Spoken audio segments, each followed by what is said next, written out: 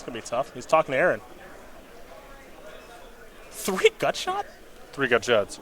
Was Ross just hoping to get paired against Tom? Arc-Light Phoenix singing in the ice. Gut shot's good with. I mean, I don't think it's bad. I guess it probably does kill a lot of stuff. Kills Champion of the Parish, kills Noble Hierarch. Very good against humans. Yeah, really good against Banned Spirits. Yep. Good against our Confidant. Okay. All right. It's a lot of those, but very good in this matchup, obviously. Good against Hardened Scales. Mm-hmm. It's an aggressive. That's an aggressive deck-building decision by Ross, and it might pay off for him, at least in this matchup, maybe the whole weekend. Here we go. Tom will sacrifice Wooded Foothills down to 19.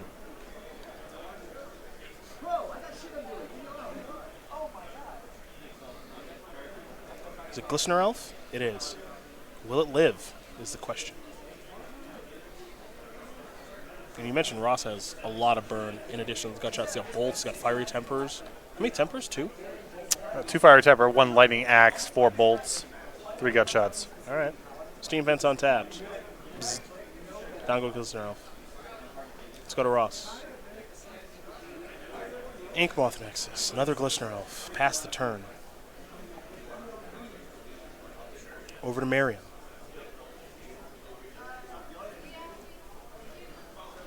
Scalding Tarn, sack that. At least 17, maybe 15 here. It'll be 15 as he gets another Steam Vents. Again, life total's more or less a free roll here for Ross Merriam, given the matchup. And he's got a lot of pressure to have as much blue mana as possible and as much red mana as possible because his deck's all about chaining together a bunch of 1-cost cards in the same turn. It's a thing in the ice. 10:30 Sealed Pass the Spectacular turn. players or round 3 pairings. Let's go over to Tom Ross. Once again, players in the 10:30 Sealed, your round 3 That pairings is a are Noble going out. Hierarch, and now here is an Exalted 2/2. Ross Merriam is going to take that 2. And we're going to go over to Ross Merriam. For his 3rd turn of the game, he'll draw a card.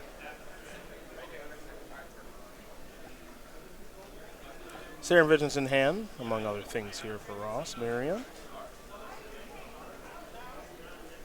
We'll see how he wants to start off the turn.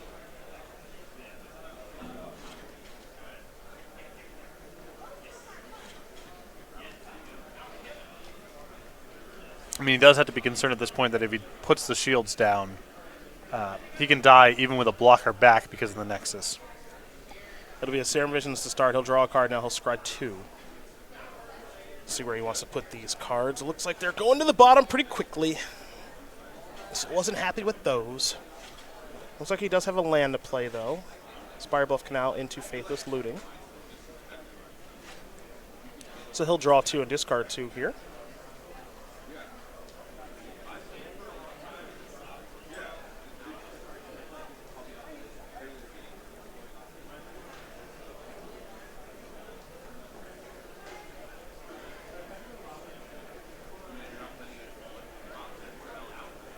Looks like a Charter Course and a Scalding Tarn are going to go to the graveyard.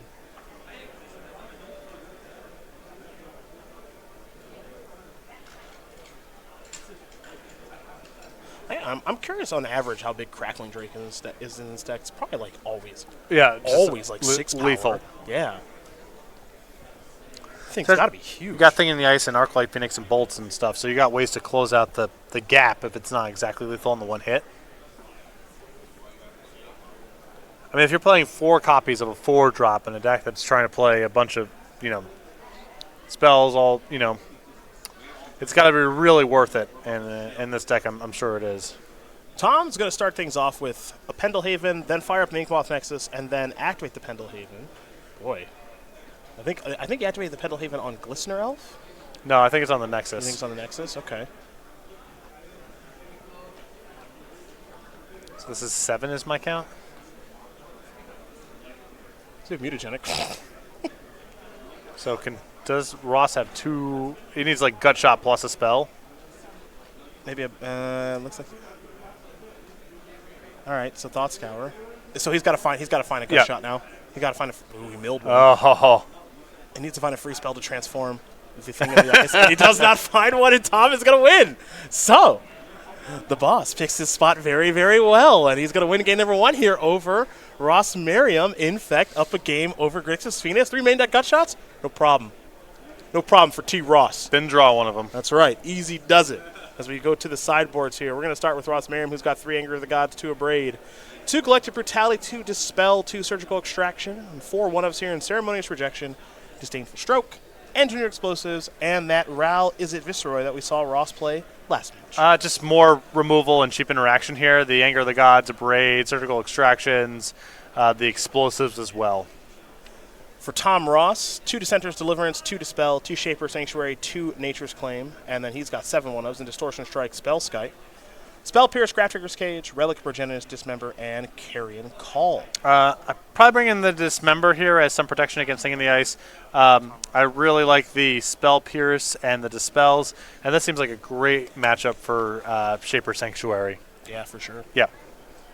Those are the options there for both players. As you see, our scoreboard has been updated as well. Aaron Barich, the Golgari mid-range mirror, currently up a game over Brendan DeCandio, who I think DeCandio's deck is actually pretty tailored towards the mirror, and he's currently down a game. So we might jump that way as Jody Keith and Tan and Grace continue to play their matchup between Eldrazi Post and Grixis Delver.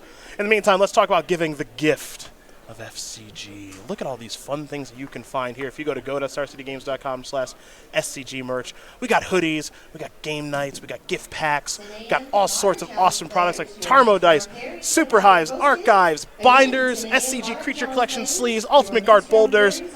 Head over to go.starcitygames.com/SCG merch. Find something for you as we're working ourselves into Black Friday and Christmas even, man. We're getting close to that season. Right? It's almost holiday season. It got here Go quick. get some merch. Drink it in. It's short for merchandise. Man. It's marketing slang. Nice. Back to the match. Nice.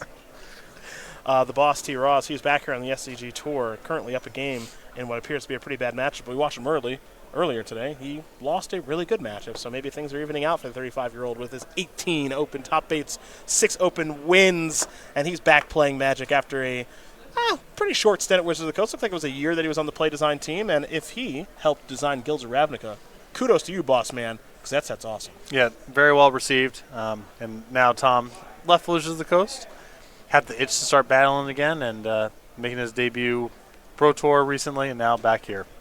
He's a card player, man. Yeah. He's a winner. He's playing Infect again. Played a very, very nice game there, that's for sure. He's always been good at picking his spots with that deck. And I'm curious to see, I know that Tom wrote about mono white aggro in Standard. I'm curious to see what he's going to do with that Standard format. These mono red is very much his speed. Boros aggro deck's very much his speed. Mono white aggro, obviously, something he enjoys as well. So this Standard format could actually be turned on its head a little bit here because he might find the perfect build to attack Standard with. Can't wait. Same. It's good to have good people working over at Wizards of the Coast, obviously. Helps make the product better, but there's some people that I'd rather have out here than back there, even if the game suffered a little bit. Tom's one of them. Yeah, I'm with you on that one. So it's good to have him back. That is for sure. Ross Merriam down a game right now. I'm very interested in his deck, though. I hope we have the opportunity to do a deck tech with him this weekend. These Phoenix strategies are really starting to make a name for themselves here in Modern. Arclight Phoenix, obviously a very powerful card, and the 29-year-old from Connecticut is trying to employ that. He's got 22 open top 8s to Tom's 19, but Tom's got 6 wins, where Ross only has 4. Ross with 2 invitational top 8s to Tom's 4, and Tom's got those 2 Envy wins, where Ross doesn't have one just yet, but I imagine that will be coming sooner rather than later. Member of Team BCW with this Phoenix strategy, a little bit of black splash in the sideboard, but blue-red in the main deck. And I'm going to be enjoying how these Arclight Phoenix decks evolve because obviously the card is very good and it's not hard to bring back from the graveyard. And there's a lot of room for customization too. Yeah. You can do the cantrip stuff, you can do the looting stuff, you can do the burn stuff. You can kind of blend those different approaches together. So a card that allows for a lot of iteration in deck building too, which is cool. Yeah, that is it's really interesting. Like the card when it was previewed didn't really bring a lot of hype along with it. Mm-hmm. But now I think a lot of players have gotten their hands on this thing and seen exactly what it can do. It's obviously very, very powerful. Not hard to bring back from the graveyard. And I'm interested. I'm interested to see what's going to happen here with this card and just kind of the evolution of it. It's obviously very, very good. Ross has been the player for game number 2. You see that Tannen and Jody are pretty deep into a first game here. Fun thing about team tournaments, you see Tom and Jody, longtime friends from the New Orleans area. They're chatting on what to do here. Tannen also from Louisiana, down Yep. in Baton Rouge. Louisiana, hidden little magic scene. Those players are good down there. Tom, Jody, Tannen, and Brian Visoko as well. 2-time Team Open champion, Brian Visoko. And then Barich is from the Mississippi area, not too far from these guys. They got the skills to pay the bills as we begin here. Ross Merriam with his Steam Vents enters the battlefield tapped. For Tom, he'll sacrifice a Windswept Heath. This is a Glistener Elf. See what land he wants to get here.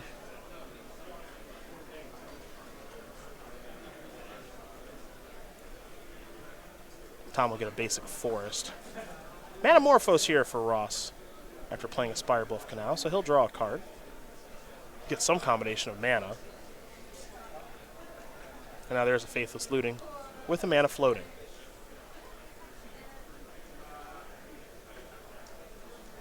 Tom got to present his deck to Ross. Ross going to shuffle very quickly here. Manamorphose was red, so there will be a red mana floating. Thank you to our table spotter for letting us know. And now the looting. Let's see what cards are going to go to the graveyard here.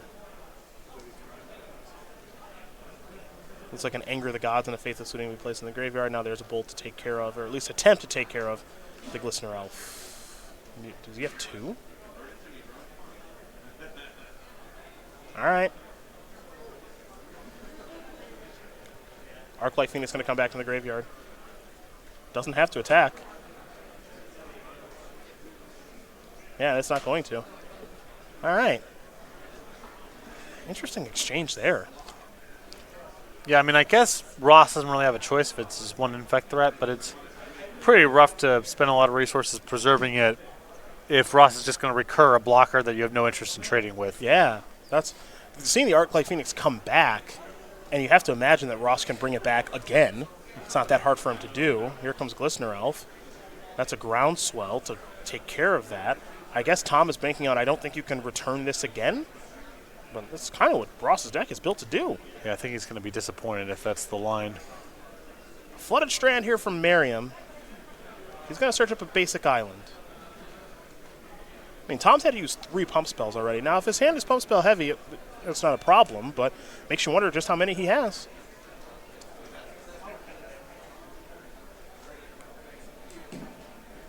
$11 a.m. standard players, your next round pairings have been posted.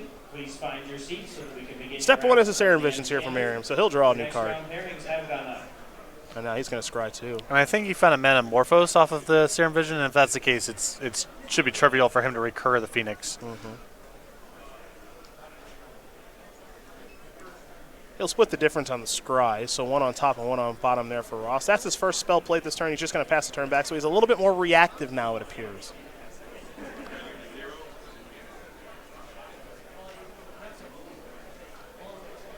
Will Tom crack that fetch land in his upkeep? We see him do that on occasion, and he will.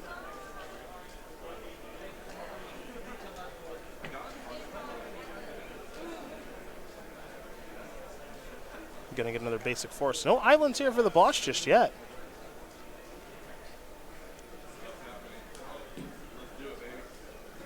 Trying to see the blue count here in his deck. Trying to find the blue count here. Last call to register. Breeding pools, of course. He's got 2 basic forests, 3 breeding pools. Okay. No island. A lot of fetch lands as usual. Because he has a couple copies of Become Immense here this weekend. There's a breeding pool, so now he's got some blue mana. He's going to take a little bit more damage. Here comes Glistener Elf. Is he willing to make a move? Well, he's answering these questions for me. There's Become Immense. He is not messing around. Response. Dispel the Become Immense. Spell Pierce there. Okay. So that's going to be 7 damage. 7 infect damage, pardon me. Let's move back over to Ross.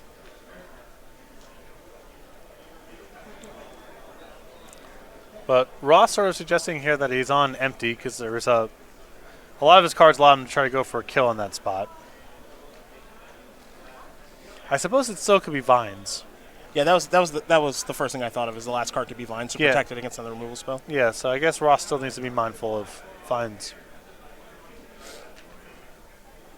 Steam Vent's untapped.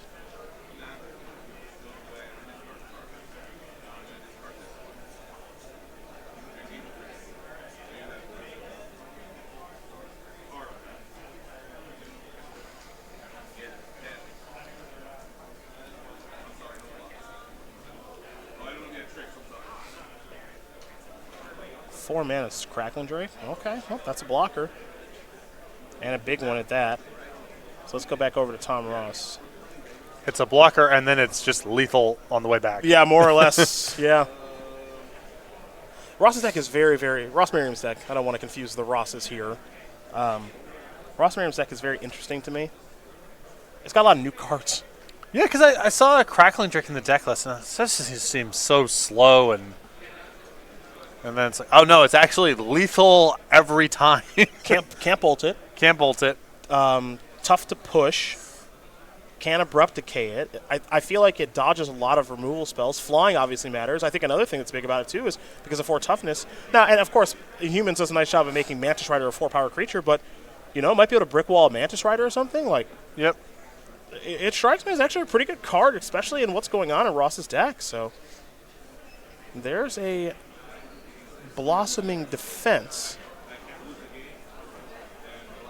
to save this Glistener Elf.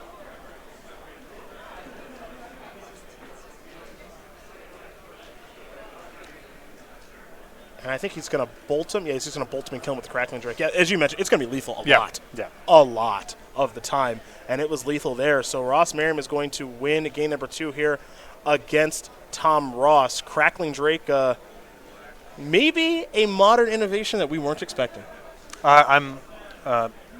Would have bet against seeing it this weekend. Yeah. But it looks really good in this deck. And there are 4 copies. I mean, it's not like There's one no or two joke. of it. Yeah. The deck is very much constructed with this card in mind. And again, with how Merriam's deck is built, he's going to be able to make that thing 6, 7, 8, 9 power pretty easily. The turn that it's cast. Right. Because he's putting some Thought Scour, Faithless Looting, Manamorphose. He's putting a lot of instants into his graveyard. So very interesting stuff here from Ross. Let you know that Aaron Barich, he wins his match over Brendan DeCandio 2-0 very quickly in the Golgari Midrange Mirror. Now, again, remember that Barich did play Golgari Midrange at the Pro Tour last weekend, worked with JD and Klumparents and Autumn Burchett. Both players in JD and Autumn do have some fantastic content on the premium side of StarCityGames.com. If you haven't seen it this week, I recommend that you do. And then Jody Keith and Tannen Grace, they are playing game number 2. That's Eldrazi Post versus Grixis Delver. Jody Keith currently up a game. Speaking of content, we'll talk about the StarCityGames.com newsletter. I'm transitioning nicely. Smooth. Thank you. The crawl harpooner of transitions. Thank you so much. It is your source for Match of the Gathering news. And Patrick, for you, I want you Oh my God! take a look. Look at that! Take a look. We updated the graphic for the newsletter. We got beautiful Brian Gottlieb there now. Brian Gottlieb, be excited that your face will be on this advertisement for the next 4.5 years. That's correct. Highlights from some of our best articles, like some of the great stuff that Brian Gottlieb does put together, upcoming SCG Tour dates and locations, Possibility Storm puzzle solutions, SCG IQs and game nights near you. Best of all, totes free. Go to StarCityGames.com/newsletter for more information.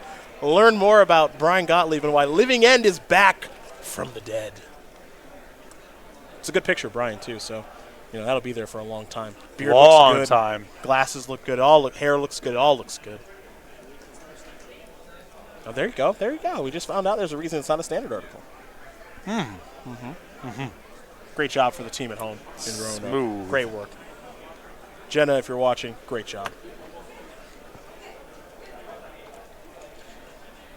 So the team on your right, Keith, Ross, Barich, currently leading things right now. See if Merriam can tie things up again in what appears to be a good matchup, and then it'll come down to Grace and Keith. Tannen Grace with Grixis Delver, a deck that he loves and knows so well. I think it's probably a difficult matchup for him against Jody Keith, though the power of Wasteland, if he's able to find multiples, could be quite good. Yeah, I mean, you got to cheat it with a bunch of 1-mana threats. and back it up with Wasteland. If you let Jody get off the ground with his mana, that's going to pretty easily overpower anything that Grace has got going on.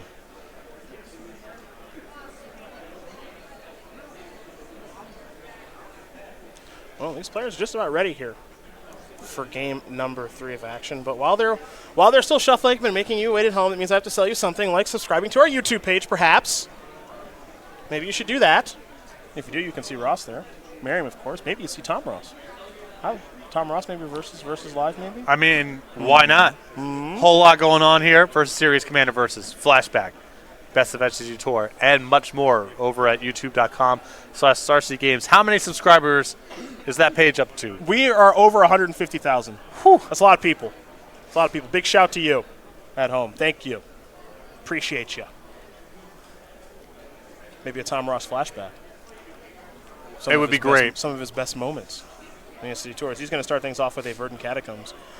For Ross Merriam, it's an island as Serum Visions. He'll draw 1, scry 2. Ross Merriam, of course, has already done his flashback. A lot of fun there. If you haven't seen it, recommend that you do. It's on the premium side of Star City right now. It'll be on that YouTube page soon.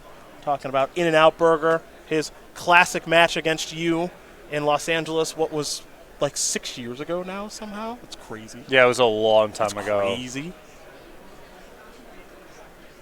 And, of course, his love for the Utah Jazz, who lost yesterday, by the way. Slow start for the offense. Yeah.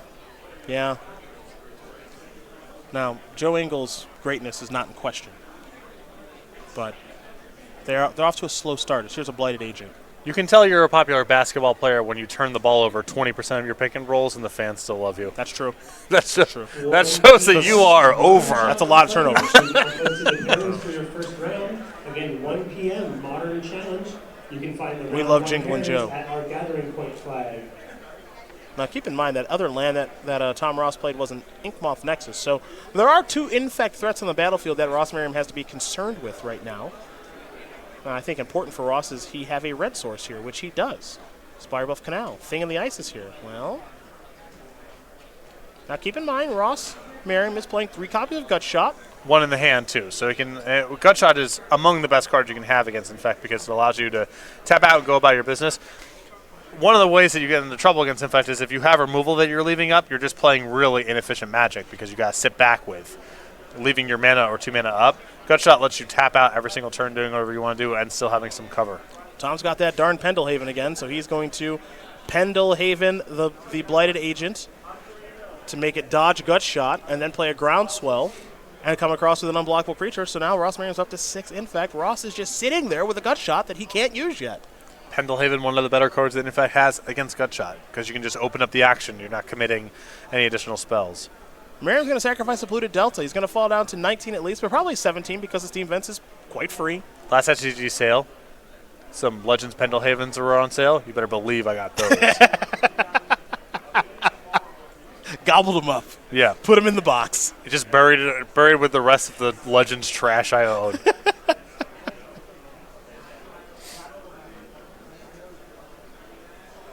Ross weirdly in some trouble. You would think if I've drawn a Gutshot against Infect, I'm probably heavy favorite to win the game, especially with what his deck is doing. But Tom, it's not like he's never played against a Gutshot before. Yeah, and Pendelhaven is a great way of sort of allowing you to test the waters without getting blown out. So where does Ross want to start things off? He's going to start things off with the Manamorpho. Going to bring this Thing in the Ice down to 3 counters. He will draw a card. Some mana is added to the mana pool. Faithless Looting was the draw. He's also got a copy of Lightning Axe in hand.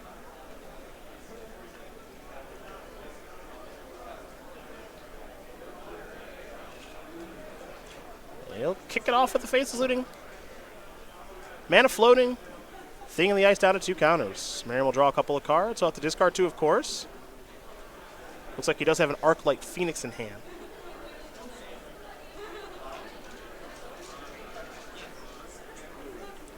So it was blue-red from the Manamorphose. That means the blue mana is floating here, as Ross is going to discard 2 cards.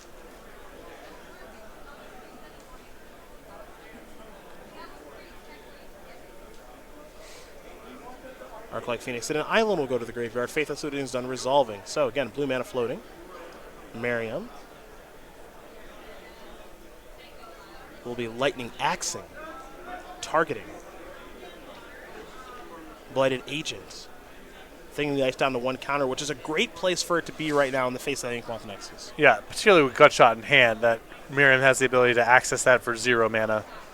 Now, I do want to take a look at Awoken Horror, so I want to make sure I know the text of that card. When this creature transforms, return all non-horror creatures to his owner hand. I didn't know if it was a non-land creature, something like that.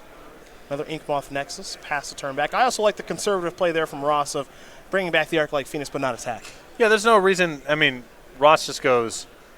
Having the ability to just leave Thing in the Ice up with a Gutshot is so powerful. It's almost impossible for things to go wrong for Merriam if that's happening.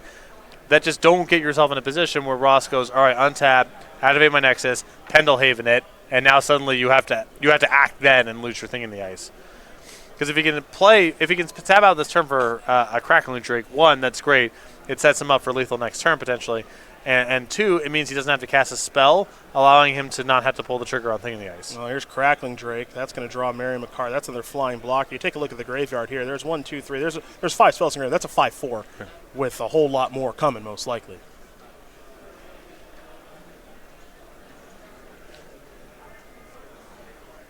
And it appears as though Merriam is in a pretty advantageous position. I mean, Merriam can literally, from this spot, he can just go attack you with Crackling Drake every turn. And if Ross ever does anything threatening, then Merriam just evacuates the whole board, returns his cantrip creature, like whatever. Yeah, not bad, huh? Yeah, it's not bad. Forest, Glistener Elf. Much less powerful than the things that Ross Merriam has on his side of the battlefield. Now keep in mind, next time Ross plays a spell, that Thing in the Ice will transform. It's kind of, you can't miss the trigger. Right. So it would transform into Awoken Horror. Well, if he were to play another copy of Thing in the Ice, that's not so bad. It's now here comes Crackling Drake in the air, just like you thought it would. Again, 5-power creature right now. So Ross is going to fall down to 14. We're going to head back over to Tom Ross.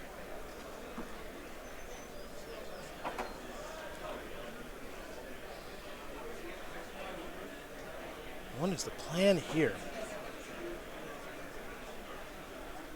At some point, Tom has to force Ross Merriam to basically transform this Awoken Horror. Yeah, that's but what it feels like to me. That requires that's not a trivial exertion from Ross to even get to that spot. Because you have to attack through the Arclight Phoenix, and then have a follow-up attack that's good enough against the Thing in the Ice with 4 counters. Yep. And then a follow-up attack that's good enough against the Thing in the Ice with 1 counter. Yep. And then Merriam casts a spell, and you have to do it all over again. Yeah, makes it tough. And not die. Looks like a third Inkmoth Nexus here from Tom Ross, perhaps. He's thinking about playing it. He's giving away a little bit of information that he does have a land in hand.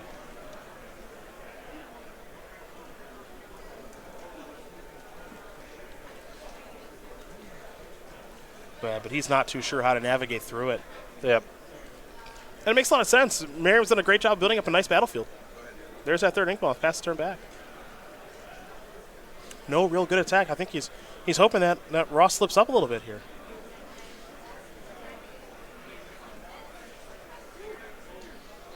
So Ross Merriam will draw a card. Yeah, you can just keep doing this until Tom makes you stop. Right? Yeah, and Merriam's draw step here was another Crackling Drake. So even if Ross goes, okay, I'll block with an Nexus and use a pump spell to try to get your Drake off the battlefield, Ross still isn't compelled to do anything with Thing in the Ice. He can just tap out for Crackling Drake and do it all over again. All right, time to activate. Gonna block. Ross doesn't need to make a move here. Ross Merriam can sit steady. It's Tom Ross that actually has to make a move, and he will with a copy of Become Immense.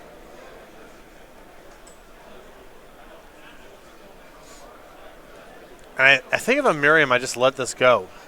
If he's got another Crackling Drake, I don't see why not. Yeah, I want to leave Thing in the Ice plus. So any spell that he plays here inside of combat is going to make Thing in the Ice go off. And it just seems like a much better insurance policy to leave that for as long as you possibly can. Yeah, also, I guess anything that Ross would play in response would just bounce everything. Yeah. So you're either bouncing everything or you just let it go. Yep. Those are your choices. So the Pendelhaven being untapped is inconsequential because everything's just getting picked up anyway. So let's go back over to Tom Ross. After that Crackling Drake came down, Tom is going to very quickly sacrifice the land. Now, even, he's going to fire up here. There'll be some blocks. And now a gut shot. This is actually an insane gut shot, too, because this is going to bounce everything, and Tom has already played his land. Oh, yeah. So he can't redeploy anything, basically. But I also think that Tom knew that I have to go for it now. Yeah, I don't have a choice. It's never getting better. Yep. It's never getting better. Yep. So Awoken Horror, Thing in the Ice, transforms into Awoken Horror. It bounces all non-horror creatures. Now, of course, Thing in the Ice, both sides are a horror, so that's why that one stays. And now he's just going to try to transform and kill him. Yep. I think he's going to do that rather easily as there are Serum Visions. Next up is a Bolt, perhaps. Yep, 2 Bolts, transform, and kill you. Ross Merriam is going to win this game and match here over Tom Ross, as Grixis Phoenix is going to take care of Infect. It's a tough matchup there for Tom. It's a very good one for Ross, and Ross played it very well. Yeah, just sat on that gut shot, being able to trigger a Thing in the Ice at a moment's notice there. Managed the game as well as he could without having to hit the reset button until he was ready to set up lethal in one turn. Very well done there from Ross Merriam. Very, very, very good plays. Now we're going to get our eyes here on Tannen Grace and Jody Keith. Strixus Delver, Eldrazi Post. Jody Keith currently up a game. Let's zone into this battlefield, shall we? Get an idea of what's going on. I'm going to start with Tannen, who's got some Dazes in the graveyard. He's got some dual lands on the battlefield along with the Scalding Tarn. And I see 2 Insectile Aberrations, a Gurmag Angler on the battlefield. And then I got Jody Keith. He's got a battlefield, too. Now let's take a look at what's Ratchet going on Bomb, here. Candelabra of Talnos, Maze of Ith, a bunch of lands that have copied one another, presumably. Mm-hmm. And it looks like a Braid is targeting Candelabra right now. And Jody appears to be responding with a crop rotation. Maybe I'm wrong. Oh, my goodness. Because you can't crop rotate for that. So he's activated Eye of Ugin, is what he's done. And that's Emrakul the Promised End. Okay. Life totals are correct. It's 14 for Tannen Grace, 13 for Jody Keith. Tannen Grace will draw a card, and I imagine that Emrakul the Promised End is that's a scary one. And it looks like Thespian Stage is copying Maze of Ith. And we'll have to find out what the Vesuva is, but it looks like it's a copy of Cloud Post.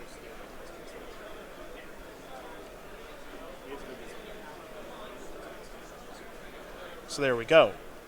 Got it confirmed now that Thespian Stage is a Maze of Ith and that Vesuva is a Cloud Post, which means that that casting Emrakul is not going to be hard at all.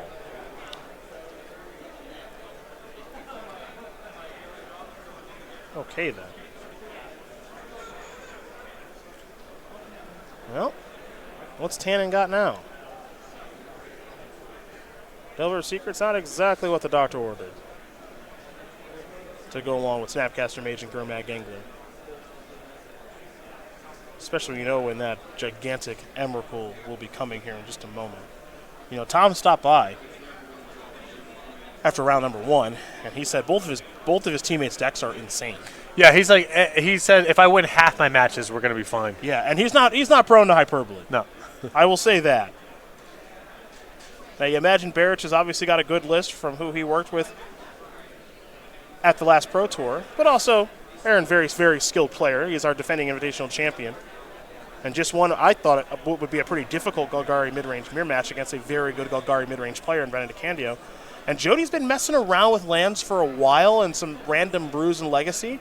Maybe this is the best build of an Eldrazi-based Cloud Post deck. It wouldn't surprise me here if Jody's gotten away from, the lock piece and snaring bridge sort of metalworker style of deck that we've seen him play a little bit. It wouldn't surprise me if it was informed by just trying to be better against miracles and sort of blue control decks generally. Yeah. Because Cloud Post has always been a really problematic deck for blue control and counterbalance strategies. Mm-hmm. Just play your lands and play your stuff, and there's not a whole lot they can do about it. Emrakul the Promised End has resolved. You see the top card there of Tannen's deck is a Wasteland. So we're going to get an attack there. Emrakul's going to eat the Gurmag Angler. The Wasteland's going to come down and obviously destroy one of Jody's lands, and now he's going to make Jody search, fail to find, and I think he's also got to place that Wasteland in the graveyard. Not bad. Good stuff. Yeah. Good stuff. This was a standard legal card at one point, folks, and it wasn't that long ago. This was just a thing that people were doing.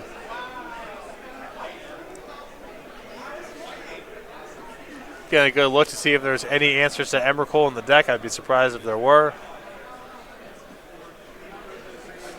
Other thing to keep in mind, too, is Jody has a copy of Karakas in hand. Oh, yeah. He's got cover. Could demonstrate the loop.